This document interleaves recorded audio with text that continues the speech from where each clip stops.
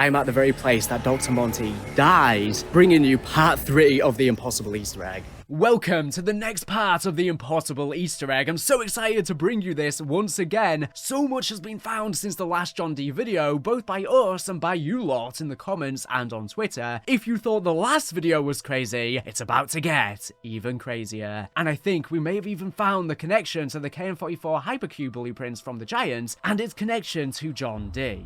Dee was hiding in plain sight from the very beginning. There's tons of stuff I actually cut from the last video to keep the discussion tighter and crunch on time since the video was already so long. Literally 1 hour and 15 minutes. So I already had a few things ready for this sequel. Since then though, I've discovered tons more interesting connections on my own, as well as the community has found a boatload of interesting tidbits now that more eyes have gotten on it. So thank you for all of your comments and messages you've left. It's great trying to put this together as a community. I try to read them all, so if you ever discover anything more about the impossible Easter egg or anything else interesting, whether it be Easter egg, lore, or theory related, be sure to let me know because I could definitely cover them in a future video. I don't always get the time to respond to all because I get so many comments, but I am always actively reading. We have so much additional evidence to go over now and finally address the elephant in the room of the KN-44 Hypercube. Lots of people have long said it's a part of the impossible Easter egg, and I've suspected so myself in the past, yet it didn't really seem to fit into the last video I made until now.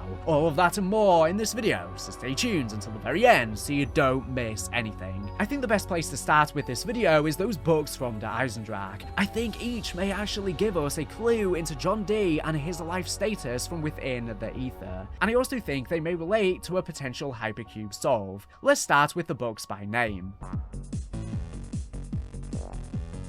Now, many of the books are actually teasing Black Ops 4 Zombies maps, both the Ether and Chaos maps, and I think they were teasing the cancelled second season pass for the game with remakes of Transit, Die Rise, and Buried. For example, Tunguska Unmasked was probably a tease towards Call of the Dead returning with Tag to Toten. Lost Ghost Towns from the Old West was probably teasing a Buried remake that we never saw, unfortunately. However, it did make its way into Blackout, suggesting it was probably planned for zombies as well. It Came from the Cornfield was probably teasing a Transit remake that again never made the light of day, although there was lots of assets for it again in Blackout, even in the Remnant multiplayer map, so that was probably definitely planned. And whilst these names I believe were teasing Black Ops 4, let's talk about what they mean lore-wise to do with Dr. Monty. Each book is a specific colour, and there are 6 colour groups of 4. We will go through each group. The first collection is Tunguska Unmasked, Mysteries of the Vril, the most important one, John Dee, Illuminated Dee Resurrectionist, and finally Hidden Rulers of the World. Each of these books seem to tell some aspect of the history of Earth and John Dee's ascension. Him discovering the mysteries of the Vril, aka the Keepers, him ascending to God of the Keepers, and meeting the hidden rulers of the world, said Keepers. The next collection of books are Principles of Spaceflight, Leaving Earth's Cradle, Alchemical Framework of the Luminiferous, Ether, Elements 115, Powering the Future. These sets of books are all about outer space / off-Earth elements of the storyline, the Ether, Space, and Element 115.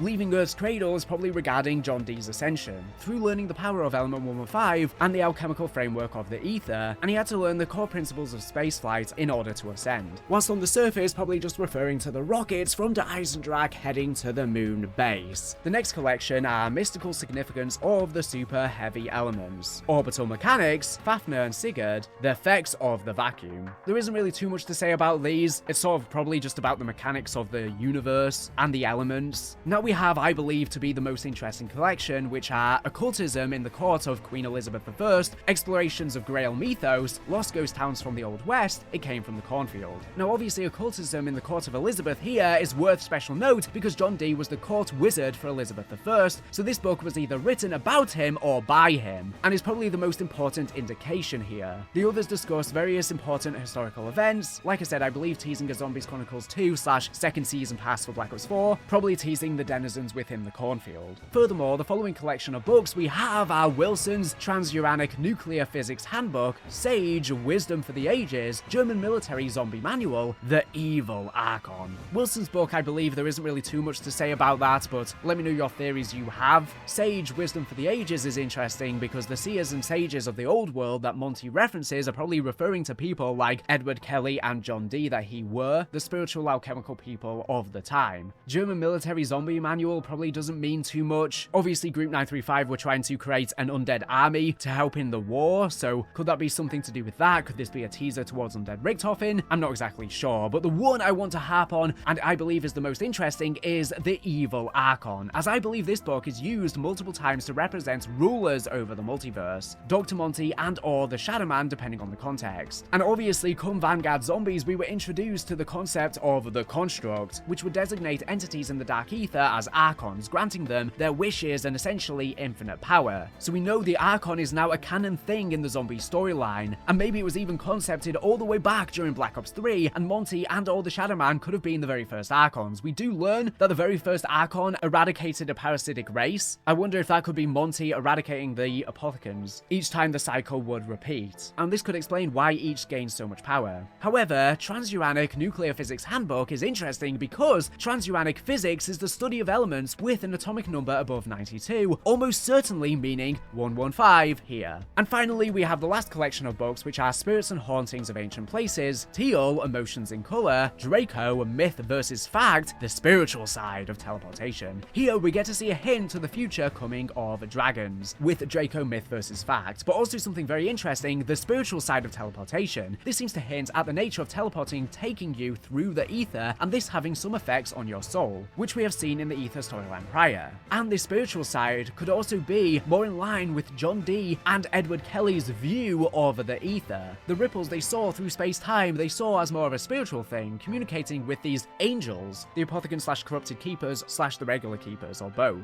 And finally we have Artifacts of Legend. Now this book I wanted to include because it's featured on the texture and in the game's data, however it actually never appears inside of Der Eisendrache. Though, judging by the developer files in the leaked hard drive about the book, it was intended to, and instead seems to be accidentally replaced by a duplicate of John Dee, Illuminated Dee Resurrectionist. I suspect that is because originally this book was not in the vault, but Jason asked for it to be moved there to match his vault comment. I'm going to put that away in a vault and talk to you again about it in 8 years' time. Okay. But that was the original location of Artifacts of Legend, and they forgot to move it to the place that the John Dee book was originally, thus leaving 2 of the John Dee books and no Artifacts of Legend. And this could be a missing piece of the puzzle to actually put this cipher together. What's more is that Samantha's drawing of Groff's vault is even circled, creating a cube with a circle inside, similar to the KN-44 Hypercube blueprint. And it has big writing, secrets, written within, and underneath Samantha has written saying Dr. Groff has secrets. Another clue that this is it. And now let's dive into the most interesting subject, how I think those relate to the Hypercube. During my research on John Dee for part 2 of this series, I stumbled along an image, and I did actually show this briefly in part 2, however I think most people actually missed it. This is a cube diagram within a hodgepodge of John Dee related imagery. It stuck with me because I went back to look closer once I was done with the video I saw it in, and this kept making me think of the KN-44 Hypercube diagram, because now we know that the Shadows of Evil / Apothicon rituals are based on John Dee and Edward Kelly's rituals and the Steel of God. There's been many theories that maybe we have to align the ritual with the Hypercube inside the summoning key to put some sort of cipher together, and this seems to be exactly like that theory. However, this didn't seem to be a Hypercube, just a regular cube with additional lines to form the 6-pointed star, so I did some further research.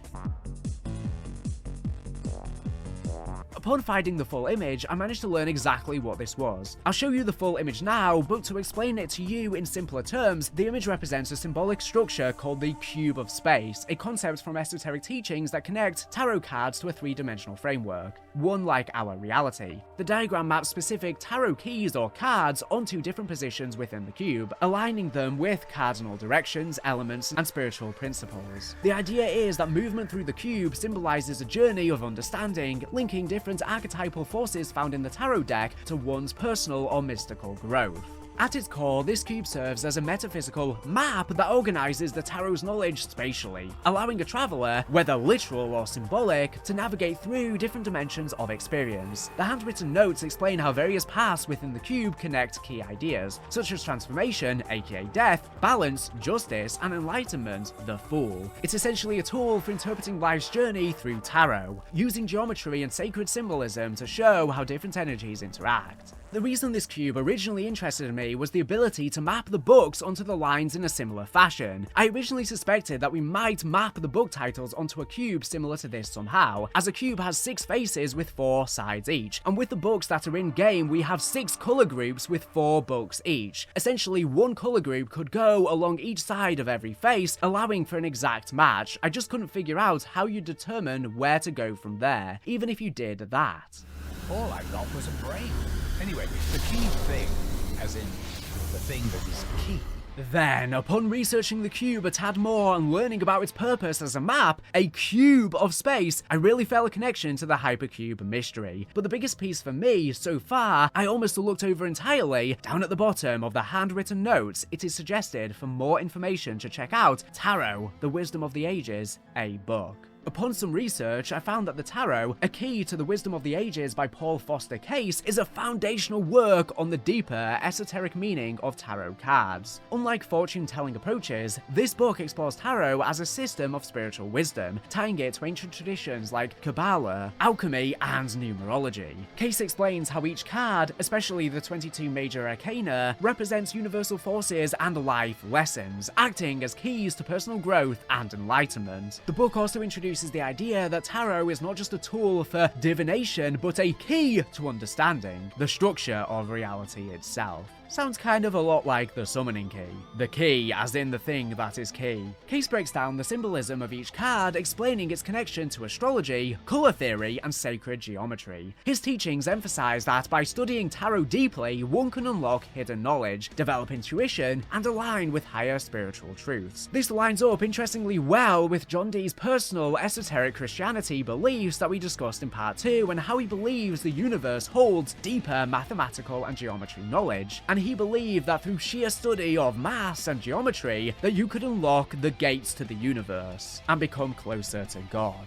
But did you notice something wrong there? At first, I didn't either. The book is The Tarot, A Key to the Wisdom of the Ages. However, that's not what it's referred to as in this image. In this image, the book title is shortened, a likely decision of the handwriter of these notes. What is so interesting about this, though, what makes this small shortening of the book's title on this specific image so important, I believe that, because of this unique way of expressing the name of this book in this image, we can almost prove that the team behind the books in Eisendrache, and thus the possible Easter egg, were looking directly at this image. Why? One of the books, the one in the telephone table in Spawn, is titled Sage, Wisdom for the Ages, an almost exact replica of the shortened version of the title in this image. This, to me, suggests that they were attempting to tie in the books as a clue to lead us back to this drawing, but we're looking at the exact same drawing and explanation of the cube we are now, thus leading them to mistitle the source book a bit. Or perhaps they chose this shortened title from this image specifically to lead us to it, or to better fit the cipher or solution to this puzzle. No matter which outcome is true, them using a title that is very specific to this image and not the actual source text almost certainly proves they were looking over this cube, and so it's likely relevant to some degree in the larger picture of things. However, past the fact that you can map the book names to the faces, I don't have much to go on from here, so I will hand off my finds to you, and hopefully someone can take this a step further. So hopefully someone can assist in figuring out why Treyarch had such interest in this diagram when making the Impossible Easter Egg books. I do have a bit more to say on the Hypercube, but I think that discussion is going to be a bit long, so I'll save it nearer to the end of this video, and in the meantime go over some of the smaller pieces of evidence towards Dee and Monty I've seen along the way.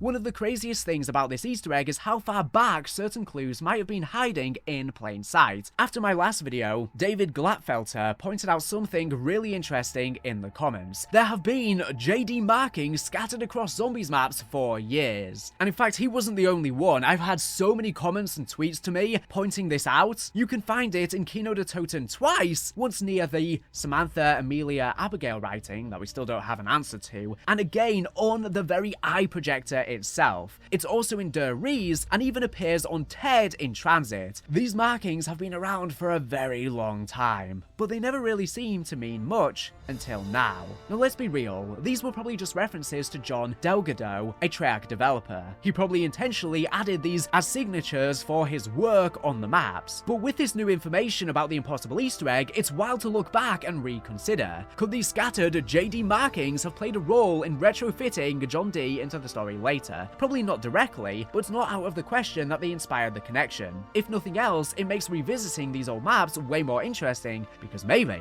just maybe, the truth was hiding there all along. And even if the original intention was just a reference to the developer, it could be that Treyarch/Blundell saw all of the speculation around the JD markings within the community about what it could mean, and they decided to retrofit it into the storyline. Is something that seems completely in line with what Blundell would usually do, and this is a lot of how the zombie storyline has sparked. They take the fan theories and canonize them.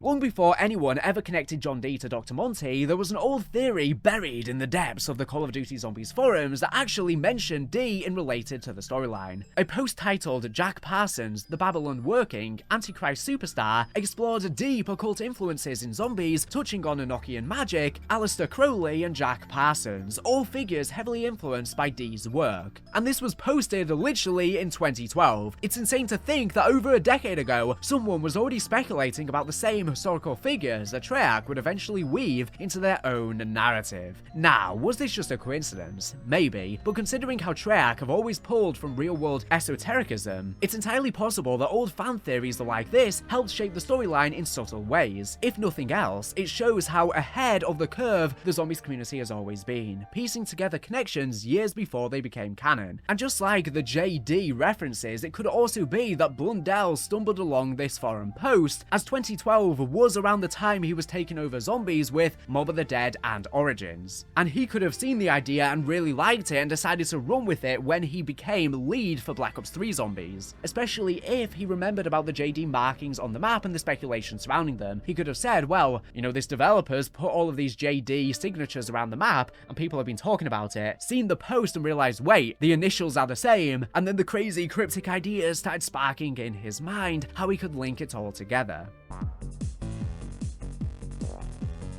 Treyarch has always hidden deep lore in background details, and some of the most overlooked clues might be hiding in Revelations and Zombies Chronicles Verrucht, specifically in the reused Eisendrache books scattered throughout the maps. One of the most striking finds is in Revelations' Der Eisendrache section, where 2 copies of the evil Archon are placed at mirroring angles on what looks to be a study table. This positioning likely isn't random. It suggests that both the Shadow Man and Doctor Monty are evil Archons, meaning powerful, deceptive rulers over existence itself.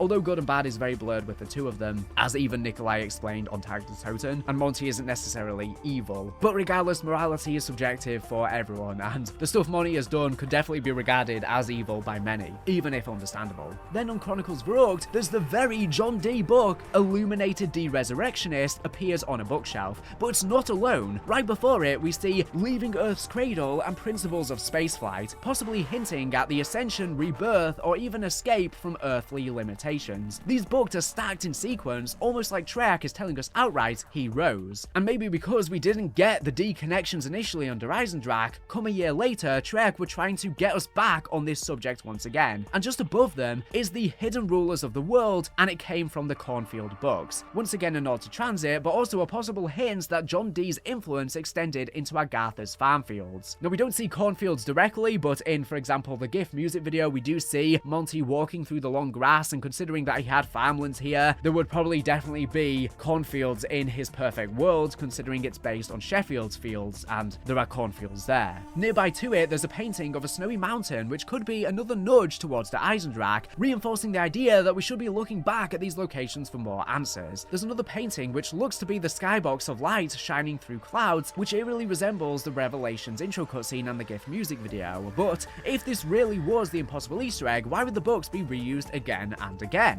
When you're developing a map, with Black Ops 3, your approach is very different to Black Ops 2, or at least it certainly seems like from our point of view, because you're developing stuff simultaneously, yes? Absolutely. And so I sort of wonder with that, does it come with a kind of awkwardness that you're sort of sitting there going, have we given them that bit of information yet about like the Kronorium or whatever it might be? Yeah. Is there ever a sort of time where you give us something and you didn't mean to give it to us at that point, and then maybe we go, oh, right, that's cool information, but we don't sort of latch in, or does that happen? There's never like I'm giving you something and oops, that slipped out. Okay. That doesn't happen. They're too careful. No, in that type of way. What sometimes does happen is, let's say we put something in, and I see the community or my guys tell me that the community's going to grab hold of this angle, and maybe it's not resonating enough, or maybe they've taken it and they're going a certain way. They'll give me a shout, and I'll say, okay, well maybe we're going to hit that beat again, later down the line. Right. Or don't worry, that's only kind of, let's say, one DLC out, so it's okay, because by the time we get to the next one, it'll then connect up. If it's a main one, then sure, I've hit things multiple times from different angles. I never want to repeat myself. I never want to be like, here's the same thing again, but that's happened a couple of times. Okay. I think at this point, by Revelations DLC 4 and Zombies Chronicles DLC 5, Jason knew we were at the end of the road with Black Ops 3 and began requesting the reuse of these books a lot to keep throwing our attention at them. What's interesting is, when they are loaded, all the names are loaded in on a single texture and thrown onto the books as decals rather than each book being a specific texture. And the thing is, you can find these similar books scattered all over the maps, campaign, multiplayer, and zombies. However, they're all just plain books without the titles on them, meaning that these titles were intentionally placed on these maps for a reason. This, combined with the fact that Jason has said he suspected people would data mine scripts and textures from the game, and that would not solve the Easter egg for you, could mean that the inclusion of this texture again and again was in hopes we would data mine it and find all of the book titles already ordered correctly for us.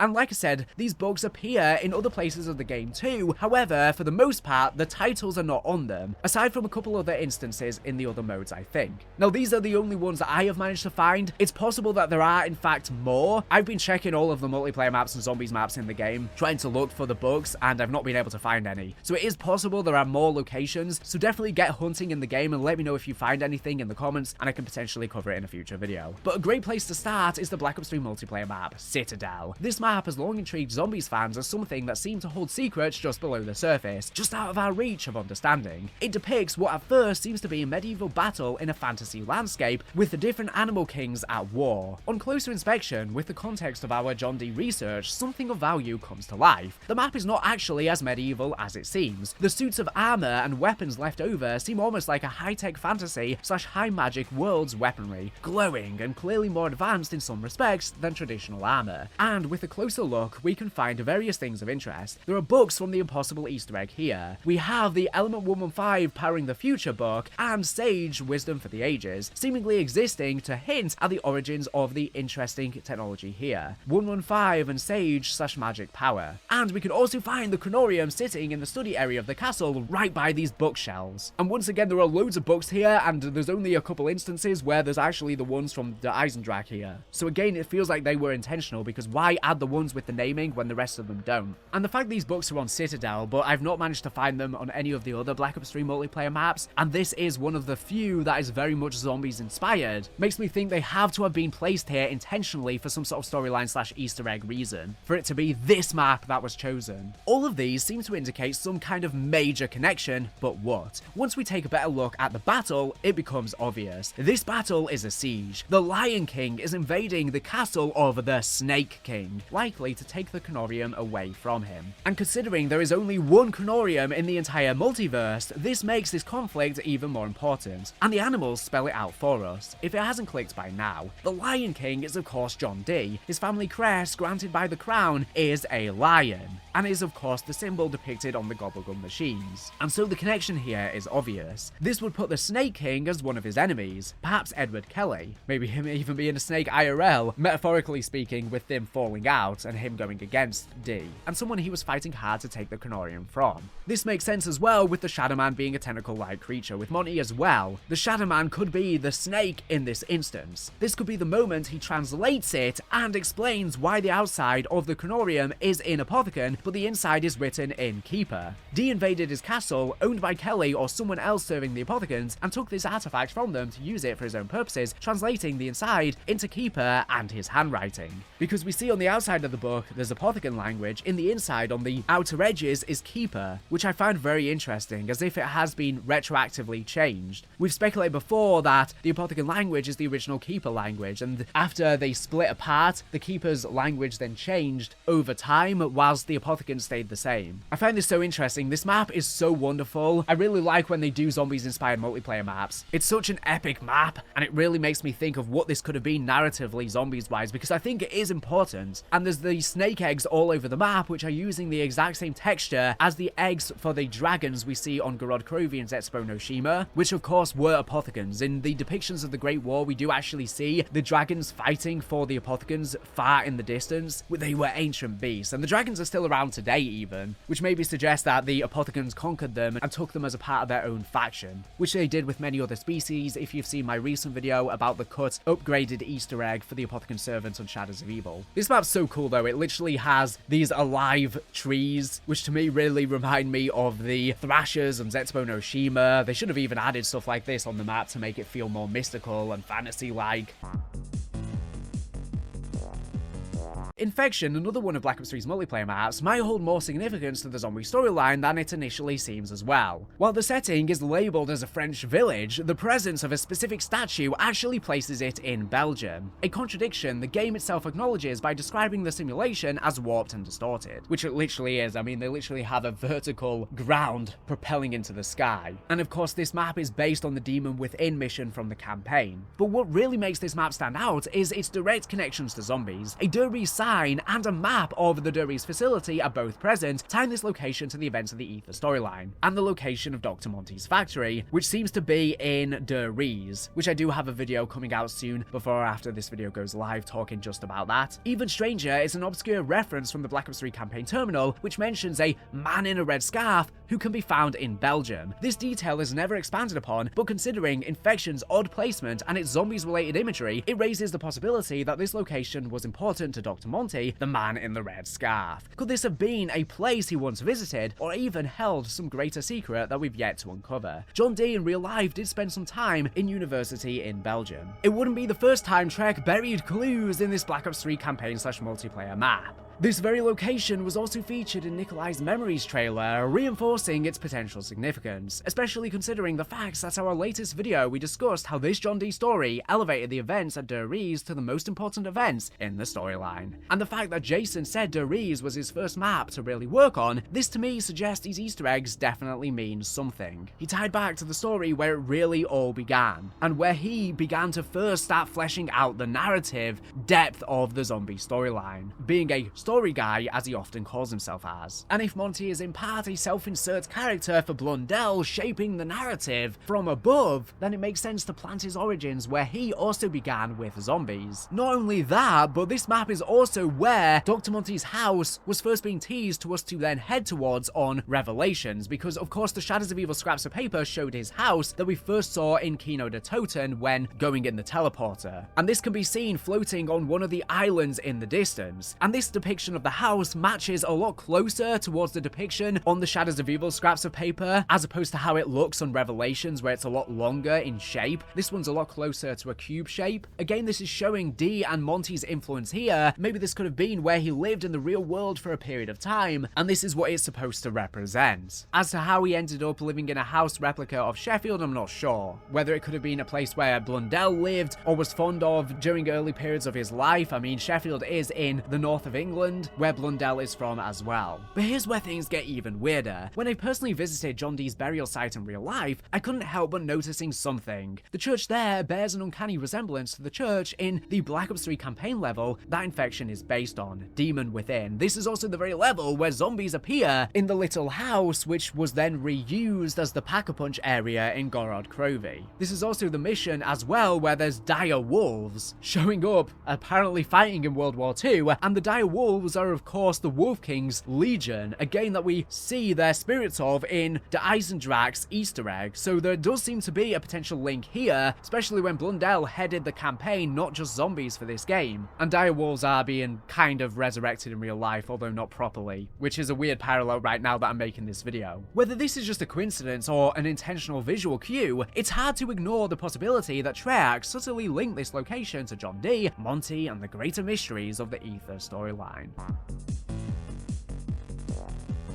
While we are on the topic of the Red Scarf, though, it brings me back to The Tempest, the Shakespeare play that Monty reads in Revelations from the perspective of Prospero. In the last video, I discussed a bit on the themes from the story that show us Prospero was a metaphor for John Dee, and how that meant Monty was outing himself as John Dee here. I'm going to have another separate video just on The Tempest that I'm currently in the process of writing, as there is quite a lot to talk about, as I believe it's really key in uncovering Monty's initial story, and the early cycles in the Zombies universe. In the play, Prospero wears a red magical robe that grants him control over supernatural forces. This robe is a symbol of his wisdom, power, and ability to manipulate reality, just like Monty, who is always seen as wearing his signature red scarf.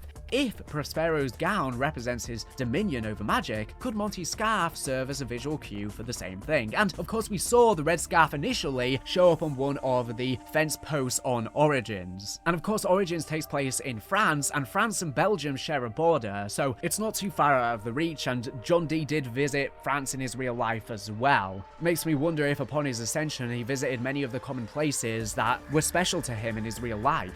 In fact, even the island that Prospero was on kind of looks somewhat similar to the Citadel map, but I'll explore this more in that next video. Given that Trek loves weaving historical and literary references into zombies, it's not far-fetched to think that this was an intentional parallel. If Prospero's red garment signifies his mastery over the unseen world, then Monty's red scarf could be reinforcing his role as an all-powerful manipulative figure, one who, just like Prospero, might ultimately step away from the world he helped shape. This only strengthens the theory that Monty is, in some way, based on John Dee, and it makes us wonder just how deep does this connection go. As I said, I've got a video coming soon on the full interpretation of The Tempest as a part 4 for this series, because it simply became far too long to serve as a section of this video. As for the songs, don't get me started. Another thing I'd like to touch on lightly, that would end up far too long to go into detail on as well, is how this changes the interpretation of past songs, almost to a point that I'd think at least Dead Ended is certainly about Dee and Kelly, and some of the others I believe too, if you really dig into them. Let's take another listen to the first verse of Dead Ended again and break down why I think so.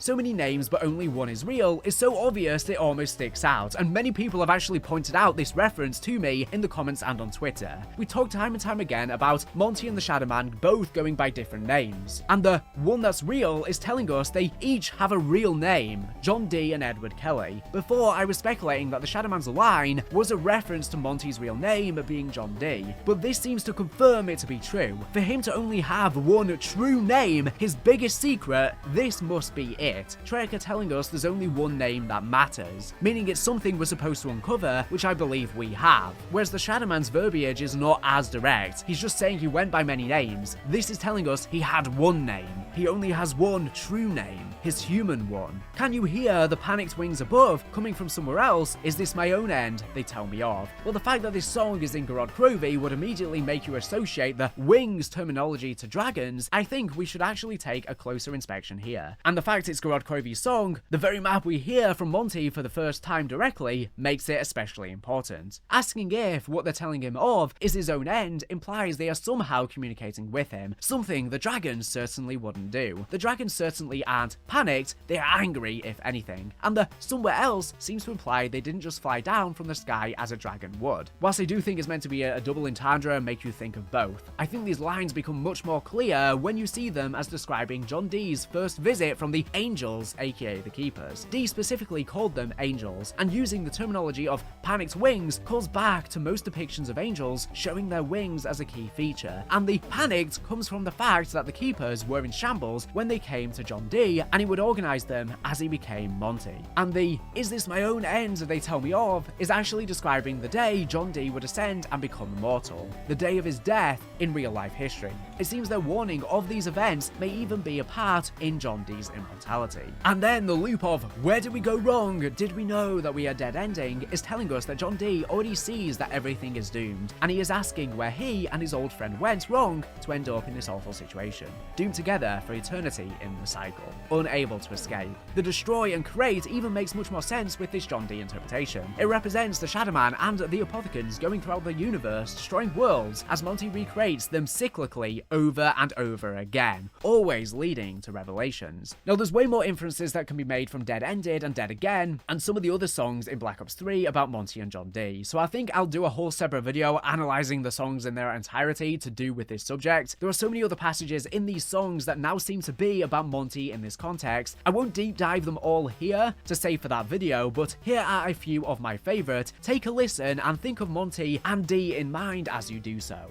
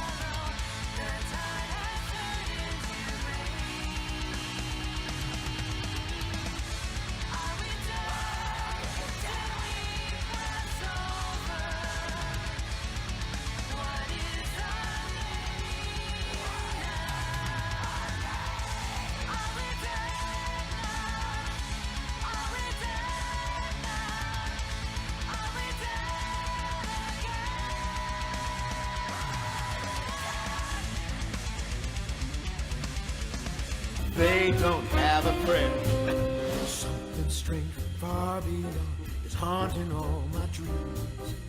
Everything looks inside out, not quite as it seems.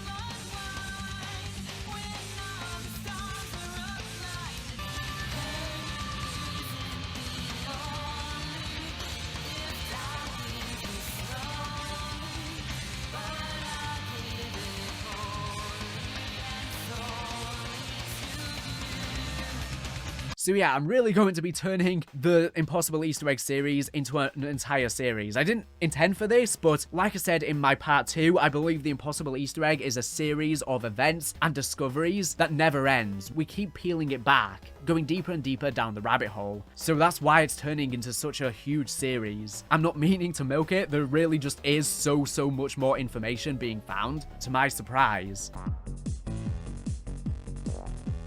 And now that we've wrapped up the other things I wanted to discuss, let's finally get to what I'm sure everyone's waited for, the KN-44 Hypercube. I want to approach this discussion delicately because I've seen the sheer amount of community effort and interest that's gone into the image. That is certainly going to translate to passion from many people, believers and disbelievers. Before we talk about the recent developer documents leak, let's flash back to that interview Glitch and Queen posted with none other than the developer who drew the KN-44 Hypercube drawing itself. Hi. Me and one of my hunting buddies are working hard behind the scenes to try and help solve the mysteries around the KN-44 blueprint on the Giant. We never found any meaning to this image of the KN-44 assault rifle that can be assembled from bits of scrap paper on the Giant. The KN-44 also appears in mini maps hidden throughout the Easter egg main quests. Is there any significance to this image or Easter egg cipher related to the KN-44 in general? The developer responded with some personal stuff, so I blurted out, but they responded saying, but I don't think there was any real meaning behind it. More of a gag because people latched onto it. I replied, I'm not understanding the gag part, but I might have missed something that the community was talking about. They responded, I mean, people were wondering what the KN-44 meant. So we kept using it in Easter eggs with no real meaning. More like a developer in-joke than a public-facing one. So that was a big oh shit moment for me. That hit me in the gut because I was doing a lot of work on this KN-44 like a lot of us. You know, I was wondering like what's going on here. So to find out that like this is all it was, they kept using it in Easter eggs with no real meaning. The KN-44 has no meaning and it was some kind of joke. We latched onto it and they kept putting it in to join the community trend. Was it your idea to put the KN-44 in there? I forget. I think I may have just put an AK-47 in there at first, and then somebody told me, hey, use whatever it is within the game. I know there's all this talk back and forth about, and I can't confirm or deny any of that stuff. Yeah. Okay, so you could have used a different weapon, but you were told to use something in-game and not something more generic. It's very similar, right, as far as the silhouettes go, because of the curved magazine. So, yeah. I think I was told, use something that's within the game, right? Okay, so you could have used like an SMG or an LMG, but you're like, we'll go...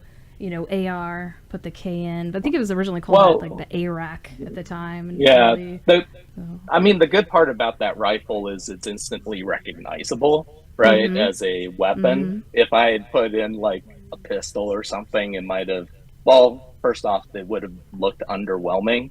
And then, you know, so you would want something a little bit, you know, more substantial, I would say. I think that, because this comes off as essentially writing off the Hypercube entirely, there was not enough attention on this interview from the community. However, I think the truth is a tad more nuanced. I think this certainly deconfirms any importance with the KN-44 specifically, at least initially. While I do believe it's true that the name was changed for zombies very close to release, as Skype mentioned in his video on the topic, I think this tells us that if there is an Easter egg to do with the name of the KN-44, it at least isn't related to the Hypercube or the Impossible Easter egg. If it was, then Blundell would surely have requested the KN-44 specifically for the Hypercube, and he did not. The developer initially just had an AK-47 as it being one of the most popular and recognizable weapons, but was asked to change it to a gun that is actually from the game, and of course the KN-44 makes sense with it being the futuristic version of the AK. But that does leave the cube itself open for discussion. The most obvious possibility for this drawing, first of all, is that it's meant to depict how Doctor Monty made the warbuys for us to use and how they work,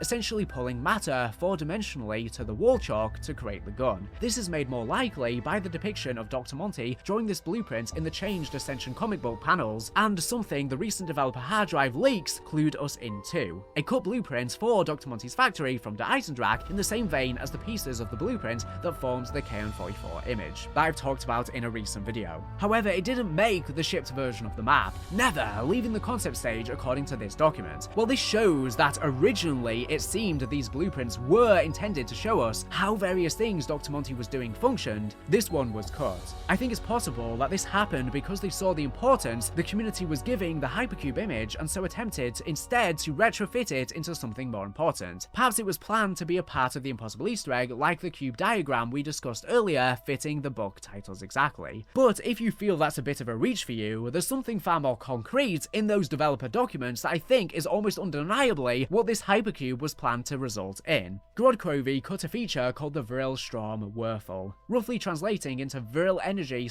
/ Electricity Cube. I did actually talk about this in a recent video on cut Kronorium content. The synopsis reads, several of the power-reliant traps and features in the map will additionally require the player to place a Vril Strom Würfel in them to fully enable them. There are fewer than there are places to put them. The goal of this system is to allow players to explore different strategies as determined by what traps / features they choose to activate in each play session. This was a powerful cube of real technology planned to spawn in with every player in Kronorium, totaling up to 4 in a game. They would have to be carefully used to choose what traps and features you wanted to power in the map with them, with more things needing the cubes existing than there were total cubes. We see depictions of it in the developer documents as a bright blue cube with a zoomed in concept picture roughly showing gold and copper looking steampunk technology on the map. As you can see from the image, this is exactly how Sky depicted it in his thumbnail image about the KN-44 Hypercube. Its design, and this also being specifically set for Kronorium, the map where Dr. Monty was set to make his real first appearance in the story, makes it seem almost certain that this Dr. Monty cube blueprint was changed instead to be an item we get to use in Kronorium and perhaps Revelations, playing into their quests as well, I'm sure. However, with all that being said, it does leave us with an unfortunate conclusion to draw. Unless the book titles somehow relate to the cube like I speculated before, i.e. laying them out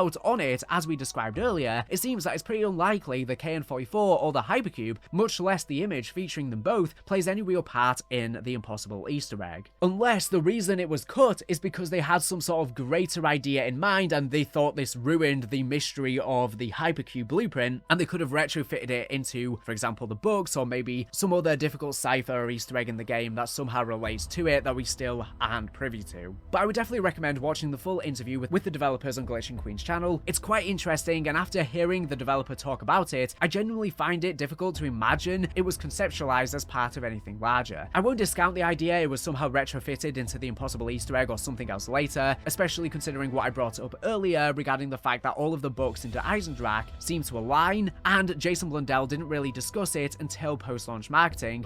There's a lot of weird KN-44 appearances. Yes. And I was wondering, is that anything that we need to look into, or is that just weird? Feel free to look into it. Okay. Because, like, when Dempsey crashes down, you see it there's goes to the one. bush, yeah. There's even one instance of when you're doing the wolf bow, the wolf takes a specific path through the spawn, and then it doesn't quite, it just sort of floats in midair with a KN-44, and I'm like, It's strange, that, isn't it? is it? Yeah. And then you forget also you got the picture as well. What, on the giant? With the Hypercube. Mm-hmm. With the KN-44. Ooh, It's all coming together. wow. Because to me, it looked very much like a glitch, but Yeah. maybe it's not. I don't know. Just reading the face. A lot of KN-44. Yeah. But we know that the impossible Easter egg itself likely wasn't even a completed concept at launch, if the main thing for it is in fact on Der Eisendrache, although Der Eisendrache would have been heavy into production with the launch of the game, so they probably already had an idea for it in mind, but it wasn't solidified, which is probably why Blundell teased it being hidden across arenas, like the books being scattered all over Der Eisendrache. And I'm going to really put one in that you guys can't break, and they'll be hidden in different arenas, and you won't get this one. I assume they were already putting this into development at the time of that interview. But that's all for now. That's all I've got to bring for you in this video, so keep an eye out for 2 more parts coming for this series. This video is just already way too long, and they would have really made it so much longer. Like I said, 1 will be on the story of the Tempest, breaking it down and what it could mean for Dr. Monty's life story, and some of the insane revelations it could actually give us, as well as describing the very first cycles playing out before the loop had ever begun, when John Dee became Dr. Monty, and then try and figure out how each subsequent cycle changed and distorted time more and more, more, and I'll also do a video breaking down the songs as well. But anyways, thank you for watching the video. This has been so much fun to produce this other part, so make sure you stay subscribed with more awesome zombies content on the way. For the latest and greatest Call of Duty news and information, so anyways, thank you for watching, and bye. Thank you for watching. This has been by far the most fun series I've ever made since making COD Zombies videos, and yeah, it's an absolute pleasure to bring all of this information to you. I really appreciate all of the feedback on part 2. Definitely one of my favorite videos I've ever made, and I really do think it's one of the best Zombies videos ever made, especially if you're into the storyline. To me, this has been such a revelation and completely reinvigorates my love in Black Ops 3 Zombies and the storyline overall, and I can't wait to discover so much more about these secrets that Treyarch and Blundell have laid dormant for years.